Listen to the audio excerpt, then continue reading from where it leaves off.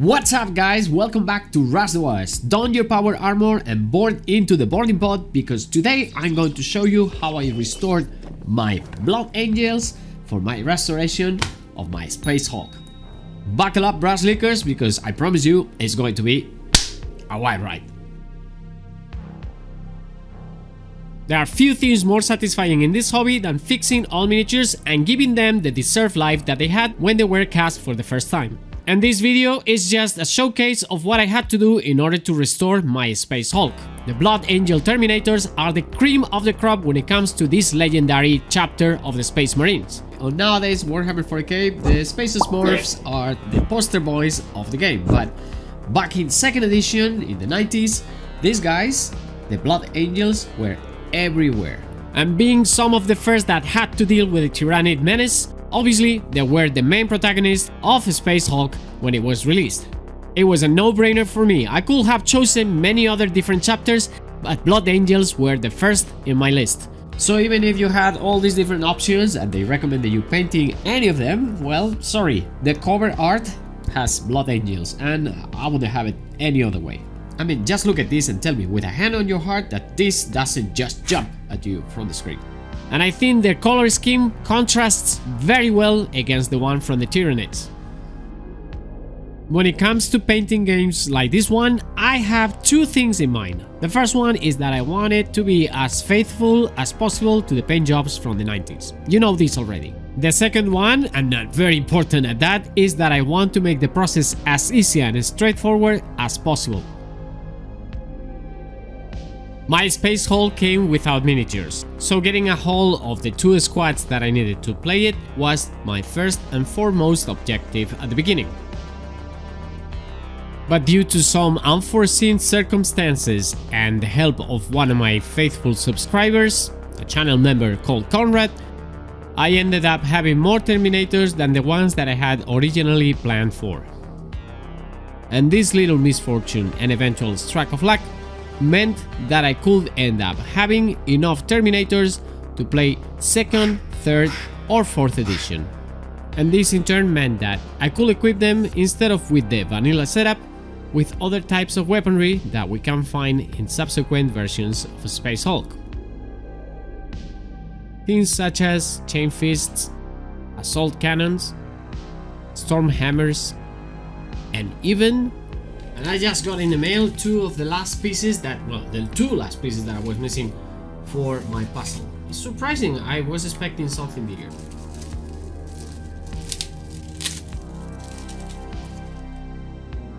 Even though for playing the 1st and 2nd versions of the game you don't need anything else but two squads armed with basic weaponry such as heavy flamers, storm bolters and a sergeant with a power sword, if you want to play 3rd and 4th edition, the missions will require you to bring some extra weaponry. So having enough miniatures to include all those options makes it much easier for me to play any of the editions. I know you can always proxy stuff, but if you are a purist like myself, even if you are using different edition miniatures, sometimes you just want them to represent what they have to. I was talking a little while ago about finding the perfect way to paint the miniatures. Finding the right balance between speed and looks is a difficult, very difficult endeavor, and I'm gonna tell you something, as much as I would like to speed paint things with slap chop and whatnot, if you want to go middle hammer and you want to nail those looks, you have sometimes to do certain things that don't pay off in speed, but they pay off in looks. One way that I actually saved time on was priming. Now, priming is very important when you paint in Space Marines because a lot of the surface is actually built up on the priming phase. I started by priming them with black, and then I used this spray that created a very nice crimson base, which I highlighted then with my airbrush using Nostalgia 94 Blood Red from War Colors. And this is the aftermath of that much airbrushing. With that, I had a great deal of the miniature finished, but I understood that I needed to do highlights in order to achieve the results that I wanted. The good news is that those highlights don't take a lot of time. You just need to use the correct paints and placement and you will have very good results with just a little bit of extra work. There are two key main areas of a power armor that I need to address. Of course, the red is the most important one of them because it's the biggest area, the biggest surface is going to be red. There are blood angels. I'm going to use just orange and flesh colors to highlight those. On the other hand, I was a little bit torn between the classic middle hammer color scheme with the Imperial Eagle in yellow, but then I decided that I could go a little bit older school on that. I could allow myself to be faster just by choosing it to be painted in black. And the trick is here, it's gonna be surprising by the way, is that I didn't use any black whatsoever to paint those two areas. Really, like honestly, I love this method. I feel very proud about it. I don't know if anybody else is doing it the same way that I do, but here it goes. Start by painting the Imperial Eagle, the Crux Terminators, the joints of the armor, pipes, etc. with Ultramarines blue. After that, I give very strong, very dramatic highlights with pure white. And the last step is where all the magic happens. We need to give a glaze so those highlights become something more toned down. And it gives you the impression that this is not dark blue, but black. It's tricky how your brain works, right? We haven't used any black whatsoever here, and yet it looks like black.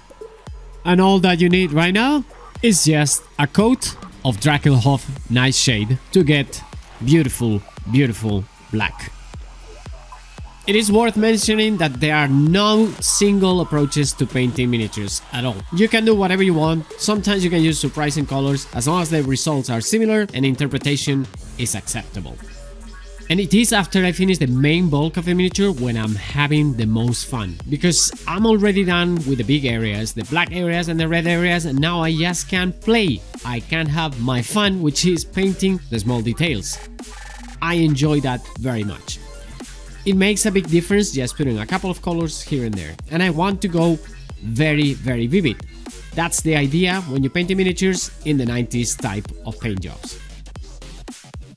Most of the details that you see in the miniatures are painted with one single color, and I decided to save time even a little bit more by making a few decisions on how to do the basing or how to decorate other parts of the miniature. Because at the end of the day, as much as I want them to look as good as possible, I also want to play with them as soon as possible.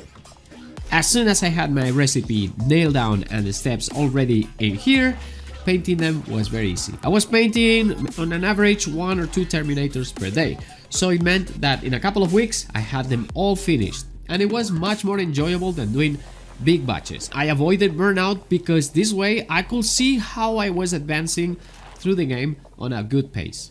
I have to thank once again Conrad for sending me these Terminators. And Chuck over here, he inspired me to try painting 1 or 2 miniatures a day instead of trying to paint all of them at once. I promise you, it worked for me in this one. If you want to take away something from this video, this is it. All miniatures still kick ass. Honestly, I believe that the miniatures from the 90s are the sweet spot between complicated designs and playability. They have sufficient details to keep you invested in the paint job. I feel they are the right size, and they have that nostalgia factor that for people like you and me who are old painters, they just feel right in a sense that is difficult to describe. If you allow me, I will say that the miniatures from the 90s and the early 2000s are in the Goldilocks zone of miniature design. Click here if you haven't subscribed yet. Click here if you want to see another video, and remember that my name is Miguel. This has been Rush the Wash, and I'll catch you guys in the next one. Un beso. Adios.